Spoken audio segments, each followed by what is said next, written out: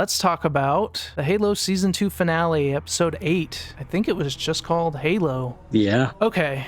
So, I kind of struggled with this one. I ended up having to watch this twice in order to really figure out how I felt about it. And after watching it twice, I think I liked it. I think it was a pretty good episode. It definitely felt like a higher quality episode, production-wise. It feels like this is where all their money went. It had some cool scenes and pretty good CGI. There was something at the beginning of the episode that kind of made me like lose faith in it at first on my first watch, and I feel like that kind of spoiled it, so I didn't like it watching it the first time as much. But then I thought about it. I think they did it okay, and in a way that can work moving forward, and so then when I watched it again, I kind of tried to take a step...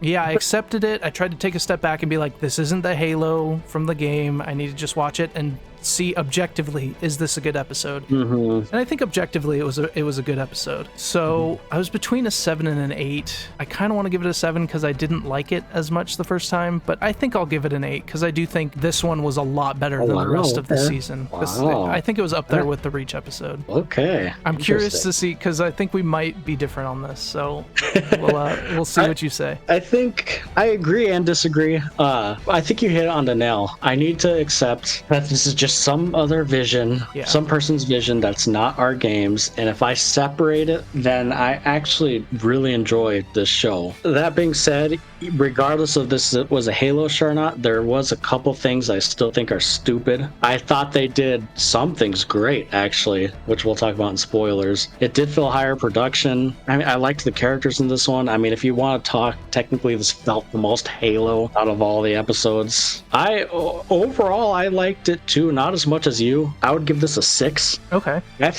I really do think, discount it being like a Halo. I know all these Halo nerds, and you and I too, are complaining, but take out the Halo name. I really do think this episode was above average episode. I liked it. I thought it was good. So that's why I gave it a 6. But I have issues. I do too, for sure. And there's just a couple things that I didn't like. But yeah, it's just so hard to talk about this without spoilers. Overall, it's better.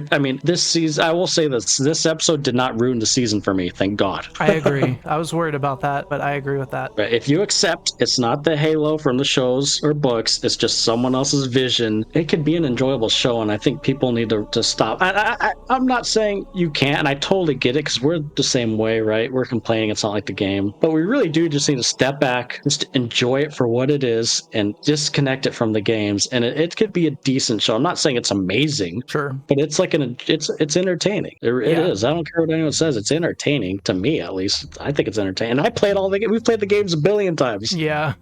But we do have to keep telling ourselves, not the games. But there are things I will not accept, which we'll talk about in spoilers. Well, speaking of that, let's go ahead and get into spoilers. So, spoiler alert for Halo Season 2, Episode 8, the finale, Halo. That was a mouthful. Yes, it was.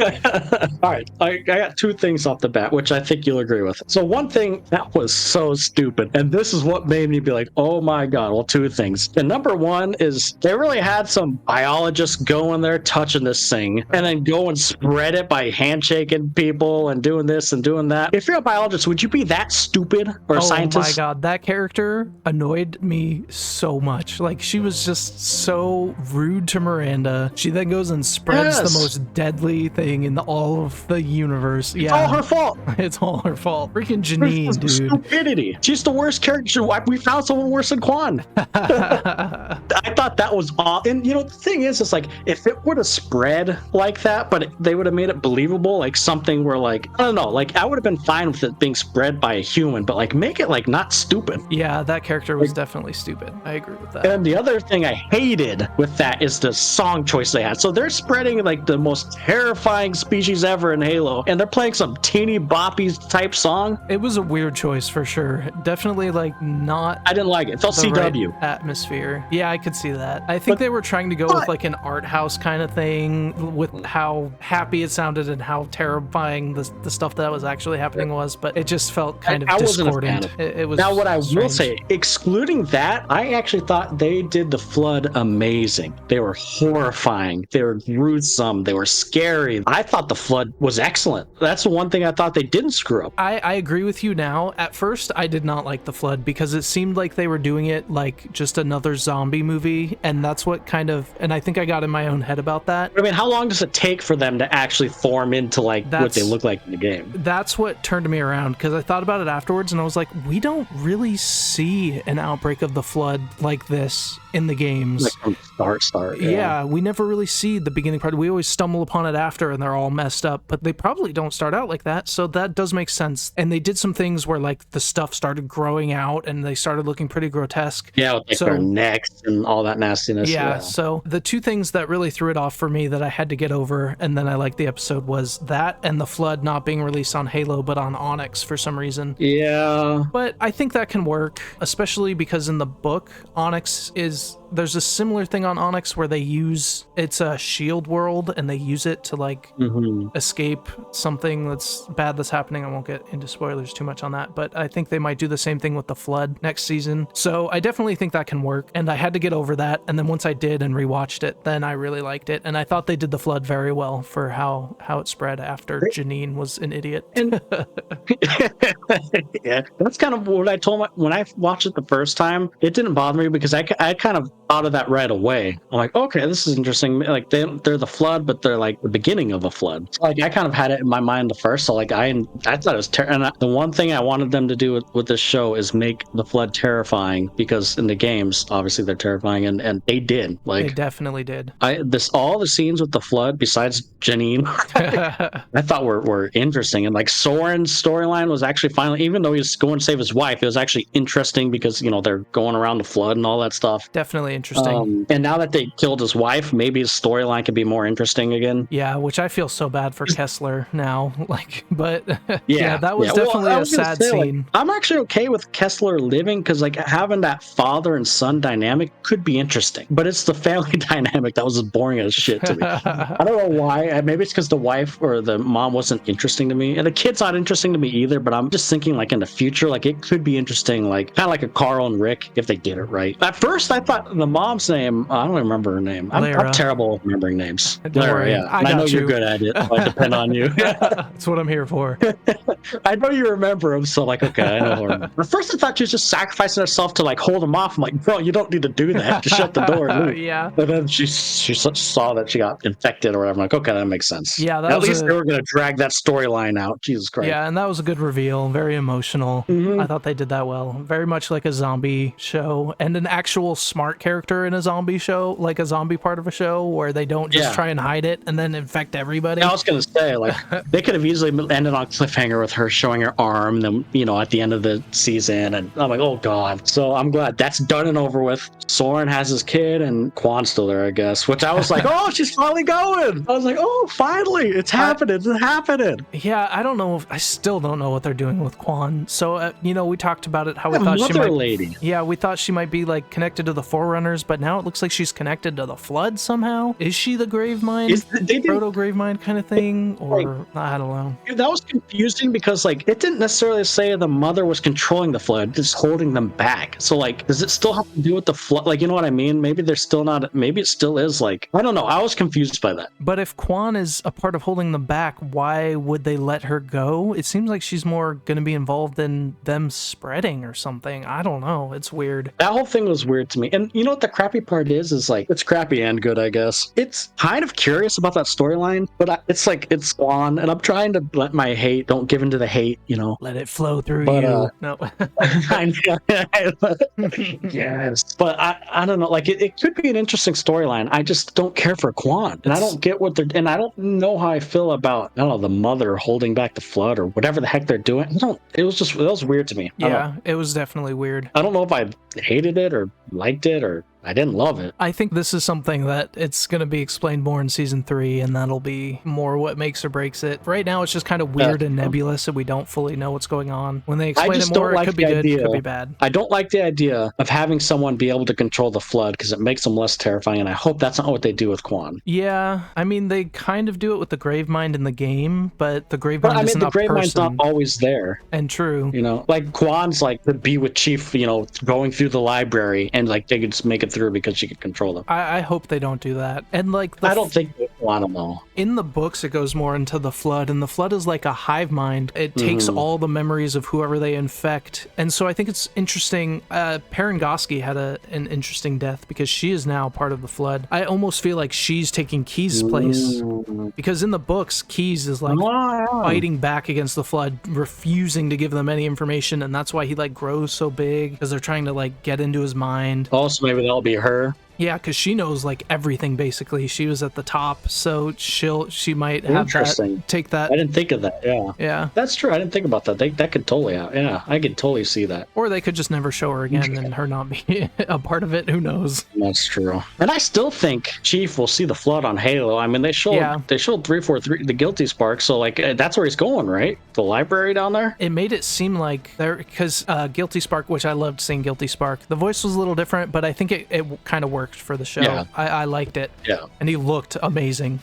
But he did say dark places hide dark things, and it kind of seems like he's hinting that there are Flood also on Halo. So that works for me. Yeah, as long as there's still Flood on Halo, then I'm okay with the Flood outbreak on Onyx. I just don't want it to replace the Flood on Halo. Even if they that's like kind of like the whole point. Even if they don't find Flood directly on Halo, I'm sure the Flood will take over. Well, I guess it's on Onyx, not up in the fleet. Yeah, I don't know. They probably have to find it on Halo now that I think about it, but yeah, we'll see. I thought the fight with Chief and Arbiter was cool. I do not like McKee, man. I really I don't care for her. Do you? It's not that I hate her. I just don't care for her. I don't really see the point other than having a human character they can focus on, so they don't have to show the Covenant as much. But yeah, that's true. I don't hate her. I agree with that. She's just kind of like to me. Like, she doesn't need to be there. And then she got all like heartbroken about the Arbiter. I'm like, really? I didn't see it. I know they like became one or whatever. Bound to each other, yeah. Well, I mean, it was like one episode, and like two episodes before that, you did not like him at all, and now you're crying over him. But I agree that the fight with the Arbiter was cool. That was fun to see. It had some epic moments, like him, like Chief showing up with the sword, like awesome, and then it's scanning up, and finally playing the Halo music, and you could see the ring was awesome. Like, it felt the most Halo. I really liked his line of like, I know what he said, and then he puts him out of his misery. That was a good line. Yeah, exactly. Yeah, I like that too. Like, that felt MasterChief. And then him and Cortana, like when they landed and him and Cortana were kind of making jokes and they're walking like, oh my God, it's Halo. Yeah, that definitely felt like Halo. He landed alone on the planet, which is what I wanted. Granted, it wasn't the Pillar of Autumn, but at least he showed up on Halo by himself. Oh, and McKee running around. So I have a question about Cortana, and it's not that big of a deal. It didn't really bother me that much. But so he gets to the ship, and she's in the Covenant ship's systems, and then they crash, but it never really explains how she gets in his suit or how she's with him. Like, I thought they needed a chip to implant in or something, but that chip was broken. It seemed like he just like sucked the power into the suit or something. Didn't it look like that? He like put his hand on there. And why didn't they just do something where Katana's like, here's a chip. Yeah, like, put it in your suit. I swear we've said this so much with the show. Like, it would be fine if they just like, instead he put his arm on like the controller thing and like it started glowing, like almost like she like infused with his suit or something. Yeah, which I guess could work, but make it a little more clear. I don't know. If it's infused with the suit, does that mean he could see her like just through his visor pretty much instead of his brain? Yeah, I guess so. So like if he took, you know how you could kind of see her standing next to him and stuff? Like, if he took off his helmet, would he still be able to see her since she's not like in a chip or something? It's a good question. I don't know. Like, is it just tied to his arm or more so? And can other people see her? Maybe she has some way to project herself using his suit, or is it just him that can see her through the visor? Yeah, I don't know. I feel like it's just him, but I don't know. I don't know. Like, it would make sense if it's just him through the visor, right? It's like tied to his suit or whatever. That would give him incentive to keep his freaking suit on, which he did not have his suit very much this season. Yeah, I know. And I thought about it, and he only had a suit in the first episode and the last episode. Well, in action, I think they were training in the second episode with the suit. So that's wild to me. I get it though. At least this season they made it. I still don't like it, but at least they made it a part of the storyline instead of the first season where he just didn't have a suit on because he didn't want to. Yeah, I agree. That's definitely better. I definitely, in season 3, want him in his suit most of the season. I mean, he better be. He's on Halo. If you're going to take off your suit with the Flood around, yeah, don't do that. I did think that the space battle was okay. It was kind of underwhelming. I thought it was pretty good. The parts I liked about the space battle was seeing the ship battling, like when the UNSC fleet showed up and then one was going to help them, and then it just got blasted by that huge Covenant cruiser. Pretty cool. That felt like Halo to me. I was like, like, yes, that's what happens. That was It felt really like good that scene. cutscene in Halo 2. Yeah, exactly. So there were definitely some standout spots. The other stuff, it was okay. Yeah. I feel like the first 15 minutes of the episode is just Chief sitting in his pod, like, oh, what should I do? What should I do? Let me flip this coin. I don't know what to do. Should I go there? Like, he wasn't doing much. He was trying to make the decision, and it took him a long time to make the decision. That scene was cool, but like we didn't see a lot of it. I feel like. Yeah, it was kind of smoky at first, and like, what's going on? And then and still like no grunts. True. I'm still gonna complain Zero about that. grunts. And then them fighting on the ship, I guess, was pretty cool. We at least saw the Covenant a little bit, but still not a lot. They're definitely not showing them a lot. It's probably budget, unfortunately. Oh, for sure. Yeah, like that space stuff, it was good. I just, to me, it wasn't great. Okay. And then the flood stuff, like I said, was great. I love the flood. Besides that beginning part, I love the flood stuff. Yeah, the flood was really good. The other part of that battle on the ship that I liked was some of the one-liners in combat. Like when it felt like I was in a Halo lobby when Perez was like, I'm an idiot with 2 needlers. Like, I don't know, that just kind of felt like playing Colt. Yeah, I like it. It feels like a, army type, like, you have to make kind of jokes like that, I feel like, to lighten the mood. So I liked that too. The line right after that was a little weird, where Kai was like, ever shoot a plasma rifle before? You never forget your first time. And then she picks up a carbine, and Perez picks up a needler, neither of which are a plasma rifle, but that's just a small game nitpicky thing. Maybe she just meant plasma in general. I guess so, but neither of those use plasma. They use the needle. Is the needle a plasma or no? I don't know. That's a good question. I didn't think so, because it's more crystally, and so is the carbine. Well, in this silver timeline, it is. Maybe. I actually liked what they did with Kai. I thought her sacrifice was a good idea, and, well, maybe sacrifice. She might still be alive. I thought it looked great, and with her floating out there in space and possibly still alive, that feels very much like one of the Spartans in the book, Linda, who everybody thought she died, but she ends up getting put in cryostasis and then revived later. So I could see them doing something like that. Even like Chief, wasn't he after Halo 4, right? Or after Halo 3? He was put in cryo, but he wasn't really like dying. That's true. They also did that with Halsey, which I'm interested what they're doing with Halsey, because she does get infected with the flood, and then Miranda puts her in cryo. So it kind of seems like they're setting up Miranda to be able to like combat the flood somehow, find a cure. I don't know how I feel ridiculous. about that. Yeah. If the Forerunners can't even find a cure, the most advanced species like ever, you're really gonna have Miranda. Yeah, that would be what weird. they're gonna do? They're gonna have her find research from the Forerunners. That's how she's gonna find a cure. Watch. Yeah, that still doesn't make much sense, because then why wouldn't they have found it with that research? I don't know.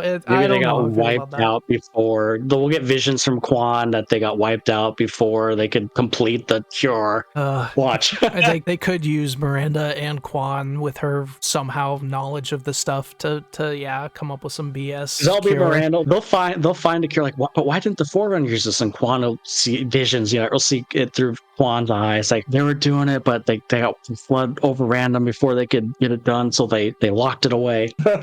Yeah, I could see that. I don't know if I would like that. Oh, I would hate that. That would be stupid. Yeah, that would be stupid. Generic. That takes away the whole point of Halo, of the Halo. Yeah, exactly. Like, the whole point is that they built the Halo ring to wipe out humanity, right? In case the flood, as like a failsafe, pretty much, wipe right? out all life above a certain or not humanity, level, but life. Yeah. So like that would defeat the purpose of Halo, and that would just be dumb. Yeah. That'd be like the most generic writing ever. Like, we're seeing it now, which means they probably will do it. I hope not, but probably. I thought that was interesting, weird, and I didn't care for it. Yeah, I just don't know what else they would do with Halsey and Cryo other than be able to find a cure and bring her back. That's true. I mean, you're right. I guess they could make her into an AI or somehow find a way to give her a different body or something. I don't know. They could do some weird stuff with that. That's true. She could turn into Cortana. Kidding. Cortana is her brain, basically.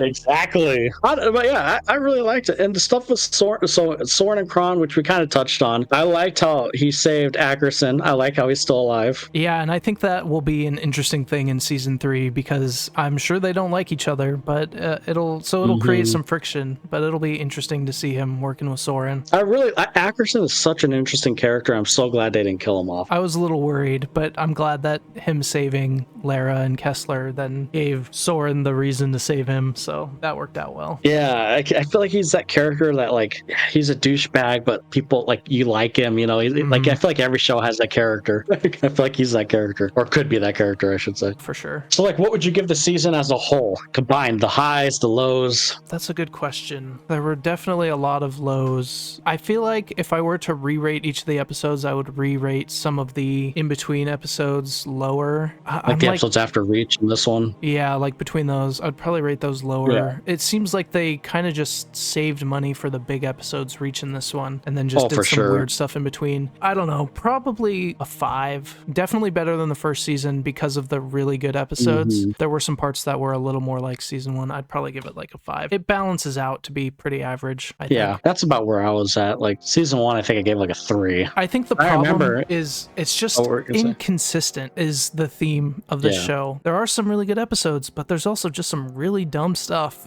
like real stupid writing at some points. Like my lord. And like we're not even like huge movie critics. Like I feel like we're pretty lenient on things. Like we're just two dudes that love movies. Like it's hard to make us hate things. And we even realize some of this stuff is stupid. I agree. I gave season 1 I think a 3 or a 2. But I remember saying if it wasn't a Halo show, I would give it a 5. So like with this season, I think I give it a 5 too. But to be honest, like if I had no knowledge of like a Halo, like if it was named something else, I'd probably give it like a 6 to be honest. Like I liked it. Like I'm entertained. But it's definitely, I agree with you. It's a 5. It's average. It's improved, but it's nothing to write home about. It's a 5. It's just an average. Even regardless if it's a Halo, like I know some, like I was reading through Reddit and some non-Halo fans like are loving it. Like, oh, this is a 7 or 8 out of 10. It's not. Even if I disassociated Halo with it, it's still not a 7, 8, or 9 or 10. I think it could be, but yeah, some of the inconsistent writing just holds it back. Or it could be like if it was like this, I still think that Reach episode was the best. Like that, if that felt like a different show, that's how good that freaking episode was. It felt, and I still think that episode was better than this episode too. I think that episode was like top tier, like the direction and the camera work, everything about that episode I loved. I think I did rate that higher than this one. Yeah, I think we both gave it a 9. But yeah, I agree with you. It could be even the first 3 episodes. Actually, the first half of the season was pretty solid. I thought. I know we didn't like love the first few episodes before Reach, but I liked it. Like I was like, wow, this is a lot better than the first season. Yeah, I think that's exactly it. After Reach, that was not good. It just kind of meandered, did some weird stuff that I didn't really care about, had some weird writing, which it kind of happened in this one. That's one thing I did forget to talk about. The flood was escaping in Onyx, but like nobody knew somehow. I don't know. It just feels like someone would have raised the alarm. Is there no communication? Yeah, like that was kind of weird. Even at the end, like Miranda was like in her, like she was kind of surrounded, and I'm like, did you like this? The whole episode there's been flood everywhere, and like even in your laboratory there were still people like frozen for like half the episode. Did you not notice anybody? True. That's one thing I was really weirded out by. Like, was she not freaked out? I would have freaking. I guess maybe she's trying to contain, being the scientist and containing it, or just so locked in she's not paying attention. That maybe I thought that was weird because like they were. It specifically showed behind the glass people getting attacked, and I feel like that's been a problem this whole second half of the season where there needs to be better communication at this base. MasterChief's running around. You tried to capture him, he got away, and then like there's no communication. There's nothing over the loudspeaker like MasterChief is on the loose. Look out for him. I don't know. They need better communication. And the flood, like hello, on alarms, like they're down in the prisons. There was flood. Like it was already like a freaking army of flood down there. Yeah, are there no cameras that someone's watching? We know there's cameras in this base. And then like it obviously got all the way up with Halsey and them up there. Yeah. So was like, you're right. Where's the alarms? Like it's all the way in the deep basements. Yeah. And it's all the way at the top. Like and it's in the laboratories. That's part of the inconsistent writing for me. Anyway, yeah. When you start thinking about it, it's like, oh Lord. Yeah, 5 out of 10. It's average. I like this episode and the Reach episode were definitely highlights, and I enjoyed those. But overall it balances out to average. We're considering all the lower episodes too. Like just this episode, like you said, you gave an 8, I gave a 6. The Reach episode we gave 9s. Even the first few seasons, I think we gave like 6s and 7s. It's just the 3 like episode was 5, 6, and 7. We were like, oh. But it didn't ruin it. I'm gonna watch season 3 when it comes out. I'm pretty sure this is one of Paramount's best shows, so I'm sure it'll get a season 3. Yeah, it will come out. Yeah, I'll still watch it for sure. I'll watch it. Again, maybe this is me being hopeful, but now that Chief is on Halo. Maybe he has his suit back. He has Cortana back. Maybe we'll start to feel a little more Halo-y. But regardless, I still enjoyed it. And this episode didn't scare me away. Like, because remember, I told you if certain things happen, I would have freaking given it a 2 out of 10. Yeah, yep. No, they didn't do that. That's good.